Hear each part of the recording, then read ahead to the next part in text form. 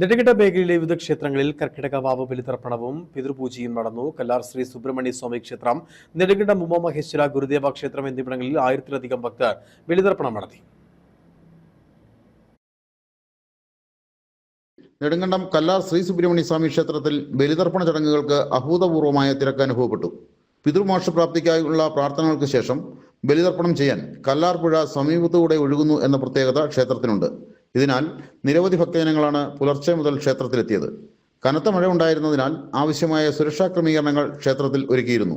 പോലീസിന്റെയും സ്കൂബ ടീമിന്റെയും സാന്നിധ്യത്തിലാണ് ചടങ്ങുകൾ നടന്നത്.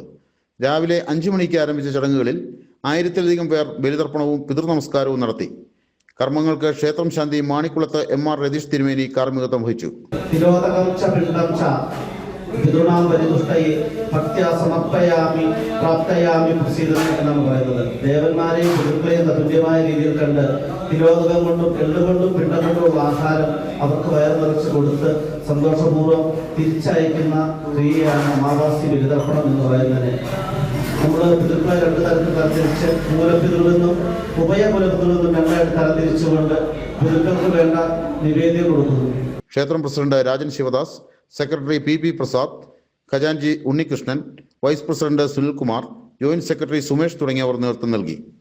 SNDP നെടുങ്കണ്ടം ശാഖായോഗത്തിന്റെ നേതൃത്വത്തിൽ നെടുങ്കണ്ടം ഉമാമഹേശ്വര ഗുരുദേവ ക്ഷേത്രത്തിൽ നടത്തിയ ബലിതർപ്പണത്തിലും പിതൃപൂജയിലും 1000-ഓളം ആളുകൾ പങ്കെടുത്തു.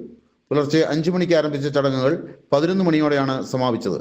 ക്ഷേത്ര മേൽശാന്തി രജീഷ് ശാന്തികൾ കാർമ്മികത്വം വഹിച്ച ബലിതർപ്പണ ചടങ്ങുകൾക്ക് SNDP നെടുങ്കണ്ടം ശാഖാ president Saji Chalil, secretary AV Manikuttan, committee അംഗങ്ങൾ തുടങ്ങിയവർ നേതൃത്വം നൽകി. News bureau, Nedumkandam.